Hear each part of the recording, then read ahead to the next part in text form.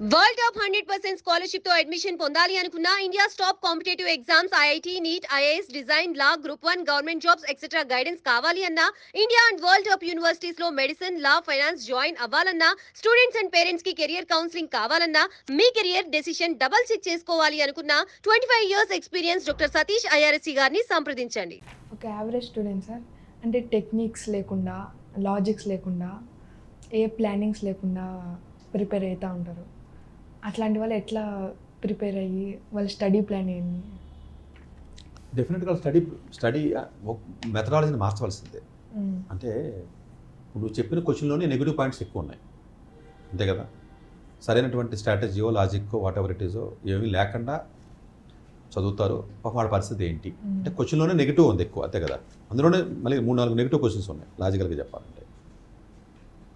డెఫినెట్గా దానివల్ల జరిగే నష్టాన్ని ముందే గుర్తించి ఫస్ట్ ఆ లెర్నింగ్ స్టైల్ని కానీ, మెథడాలజీని కానీ, థింకింగ్ని కానీ, యాటిట్యూడ్ని కానీ, ఇది కానీ మార్చుకోకపోతే డెఫినెట్గా కష్టమే. ఫస్ట్ అది ఎట్టి పరిస్థితుల్లో జరిగే పని కాదు. అది ఎందుకు వాళ్ళు మార్చుకోరు అంటే అసలు మార్చుకోవాల్సిన అవసరం ఏంటి అన్న తెలియదు ముందు. ఎందుకు మార్చుకోవాలో కూడా తెలియదు అడిగి. ఒకటి. రెండోది, ఎలా మార్చుకోవాలి? Next question. ఓకే, అలా ఎవడు మారుస్తాడు తెలీదు. ఆడు చేసి తప్పనే వాడికి తెలియదు. ఇంకా కరెక్షన్ చేసుకునే ఛాన్స్ లేదు కదా. ఫస్ట్ ఇటు చేయవలసిన పని ఏంటంటే అసలు ఎవడో ఒకడు ఎక్స్పర్ట్ దగ్గరికి వెళ్ళి ఆడు చదువుతున్నటువంటి విధానాన్ని, నోట్సులనో విధానాన్నో వాడి స్టైల్నో చెప్పాలి. మా దగ్గరికి వస్తూ ఉంటారు కొంతమందికి అట్లా. వాళ్ళు మాట్లాడే విధానం, వాడు చదివే స్టైలు, వాడు నోట్స్ రాసే విధానం, క్లాస్లో కూర్చునే విధానం, ఎలాంటి స్కూల్లో చదువుతున్నాడో, ఇలాంటి పారామీటర్స్ బట్టి ఒక ఐడియా వచ్చేస్తుంది మనకి. ఓహో, వీడు ఇక్కడెక్కడ రాంగ్ స్టైల్లో వీడు ఉన్నాడు మైండు అని ముందు ఆ థింకింగ్ని, ఆ థాట్ ప్రాసెస్ని మార్చాలి. మార్చి స్టైలు ఇది కాదురా తప్పిది, నువ్వు చదవలసిన విధానం ఇది, టెక్స్ట్ బుక్ని ఎలా చదవాలి, లేకపోతే ఎలా రివిజన్ చేయాలి, ఎట్లా చదవాలి కాన్సెప్ట్ని, ఏదైతే ఒక ప్రాపర్ విధానంలో ఏదైతే చదవాలో అది చెప్పి చేయాలి. కానీ వాళ్ళు వినరు కొంతమంది. ఎందుకంటే టైం లేదండి, మీరు చెప్పినవన్నీ పెద్దగా ఉన్నాయి, ఏదో బట్టి కొట్టి మార్కులు తెచ్చేసుకుంటే సరిపోద్ది కదా, ఇప్పుడు టైం లేదు కదా అనుకుంటారు. అలాగా మీరు అవాయిడ్ చేయడం మొదలు పెడితే ఎంతకాలం వెళ్తావు? ఇప్పుడు అవాయిడ్ చేస్తావు, తర్వాత ఈ ప్రయత్నంలో నాకు ఎలాగ ఇంట్రెస్ట్ లేదు కదా సబ్జెక్ట్ చదవను కదా అంటే కాదు. మనని కొన్ని సబ్జెక్టులు ఇంట్రెస్ట్ లేకపోయినా కూడా ఇంట్రెస్ట్ క్రియేట్ చేసుకుని నేర్చుకుని చదవాలి. అలా అంటే నాకు కెమిస్ట్రీ ఇంట్రెస్ట్ లేదు సార్, మీ సతీష్ గారు చెప్పారు కదా నేను వదిలేస్తాను అంటాడు. మరి అలా వదలకూడదు. సబ్జెక్ట్ని వదలమని నేను చెప్పట్లేదు. నాకు ఓన్లీ ఫిజిక్స్ ఒకటి ఇంట్రెస్ట్ అయితే చదువుతాను, కెమిస్ట్రీ వదిలేస్తానంటే కదా. ఆ వదిలేయడం కుదరదు. ఆ వదిలేయడం ఎందుకంటే అక్కడికి అర్థం కాకపోవడం వల్ల, సరైన మెథడాలజీ లేకపోవడం వల్ల అది రాలేదంతే. వదిలేయడం, ఇందులో వదిలేయడం ఏంటి అసలు? వదిలేయడం అన్న కాన్సెప్ట్ ఏమి ఉండదు.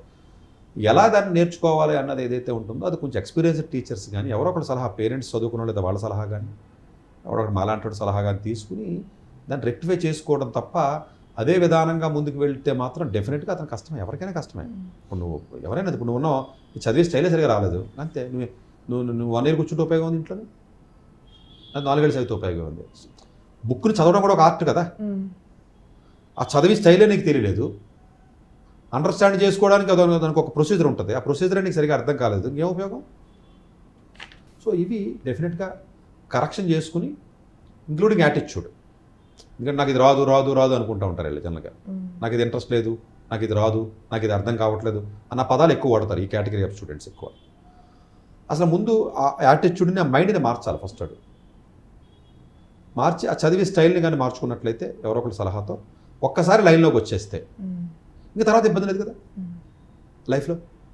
ఆ కరెక్షన్ ఎర్లీ ఏజ్లో అయితే అదృష్టవంతుడాడు, తర్వాత అయితే ఉపయోగం ఉంది. ఇంకా డ్యామేజ్ అయిపోయిన తర్వాత అంతే కదా, డ్యామేజ్ అయిపోయింది, ఇంకేం ఉపయోగం ఉంటుంది? ఉండదు కదా. సో అందువల్ల కొంచెం ఎర్లీ ఏజ్లోనే కరెక్షన్ చేసుకోవాల్సినటువంటి అవసరం ఉంటుంది. అది అతను చేసుకోలేడు కాబట్టి ఎవరో ఒకళ్ళ సహాయం తీసుకుని కరెక్షన్ చేసుకున్నట్లయితే డెఫినెట్గా అతను లాంగ్ రన్లో డెఫినెట్గా అది బెనిఫిట్ అవుతుంది. ఇనీషియల్గా కరెక్షన్ చేసినప్పుడు ఇబ్బంది ఉంటుంది, కష్టంగా ఉంటుంది, లెంగ్తీగా ఉంటుంది, కొంచెం ఇబ్బందికరంగా ఉంటుంది చేయడానికి. ఏంటి ఎంత కష్టంగా ఉంది, కొత్త స్టైల్ కదా, అప్పుడు దాకా ఒక స్టైల్లో చదివావు, ఇప్పుడు స్టైలే మార్చమని చెప్పారు కదా. మరి స్టైల్ మార్చమన్నప్పుడు నీకు ఇబ్బందిగానే ఉంటుంది కదా. ఆ ఇబ్బందిని కూడా నువ్వు ఫేస్ చేసి మెంటల్గా దానికి సిద్ధపడితే కొంతకాలానికి నీకు అది ఆ కరెక్షన్ అవుతుంది, ఇట్స్ కాల్ సెల్ఫ్ కరెక్షన్ అయిపోతుంది, ఆటో కరెక్షన్ అయ్యి కరెక్ట్ పద్ధతిలోకి వెళ్ళి చదివే అవకాశం ఉంటుంది. డాక్టర్ ఏ సతీష్ గారు ఏపీ తెలంగాణ విద్యార్థులకు సుపరిచితమైన పేరు. సతీష్ గారు 2001 యూపీఎస్సీ పరీక్షల్లో ఉత్తీర్ణులై ఇండియన్ రైల్వే విభాగంలో ఉద్యోగం సాధించారు. సతీష్ గారు చదివిన చదువులు engineering, MTech, MBA, executive MBA, MSc, MBA HR, MA psychology లాంటి పోస్ట్ గ్రాడ్యుయేషన్ డిగ్రీలతో పాటు డాక్టరేట్ కూడా చదవడం జరిగింది. డాక్టర్ సతీష్ గారు నిరంతర విద్యార్థి. అలాగే సతీష్ గారు పలు ప్రతిష్టాత్మక కాంపిటేటివ్ పరీక్షల్లో యూపీఎస్సీ నిర్వహించే సివిల్ సర్వీసెస్ పరీక్షల్లో 159వ ర్యాంక్, అలాగే ఇంజనీరింగ్ సర్వీస్లో 24వ ర్యాంక్, గేట్ ఎగ్జామ్లో 4వ ర్యాంక్, క్యాట్ ఎగ్జామ్లో 99.8%, జీమాట్ ఎగ్జామ్లో 760 స్కోర్, ఇలా పలు కాంపిటేటివ్ ఎగ్జామ్స్లో మొదటి ప్రయత్నంలోనే ఎన్నో ర్యాంకులు సాధించారు. ఇన్ని క్వాలిఫికేషన్స్, డిఫరెంట్ కాంపిటేటివ్ పరీక్షల్లో ర్యాంకులు సాధించిన వ్యక్తులు మన ఇండియాలో చాలా అరుదని చెప్పాలి. ఇలాంటి అకాడమిక్ల పరంగా, కాంపిటేటివ్ల పరంగా ఇన్ని ర్యాంకులు సాధించడంతో పాటుగా గవర్నమెంట్ ఉద్యోగం చేస్తూ పలు అవార్డులు తీసుకున్నారు. సతీష్ గారికి జనరల్ మేనేజర్ అవార్డు జోనల్ లెవెల్లో, ఆల్ ఇండియా లెవెల్లో నేషనల్ లైఫ్ టైమ్ అచీవ్మెంట్ గుర్తింపులు దక్కాయి. అప్రిసియేషన్ ఆఫ్ ప్రెసిడెంట్ ఇండియా నుంచి గానీ lifetime Sevashri award from Andhra Pradesh మంత్రుల నుంచి అందుకున్నారు. వీటితో పాటు పలు రకాల అవార్డులు అందుకున్నారు. ఎన్నో ప్రతిష్టాత్మక ఆర్గనైజర్స్ సంస్థలో పర్మనెంట్ మెంబర్గా ఉన్నారు.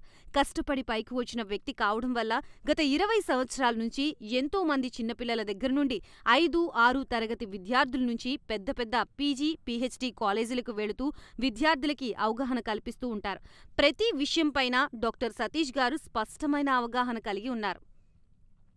డాక్టర్ సతీష్ బలంగా నమ్మే సూత్రం ఏంటంటే అవేర్నెస్ ఈజ్ ఎవ్రీథింగ్. మనిషికి అవేర్నెస్ ఉంటే ఏదైనా సాధించగలరు. ఒక్క మోటివేషన్తోనే కాదు, ఏది చెయ్యాలి, ఏది చేయకూడదు, ఎలాంటి డెసిషన్ తీసుకోవాలనే విషయాలపై, ముఖ్యమైన విషయాలపై అవగాహన కల్పిస్తూ ఉంటారు. అలాగే గవర్నమెంట్, ప్రైవేట్ జాబ్లే కాకుండా ప్రపంచ దేశాల్లోని జాబ్స్పై కూడా అవగాహన కల్పిస్తూ ఉంటారు.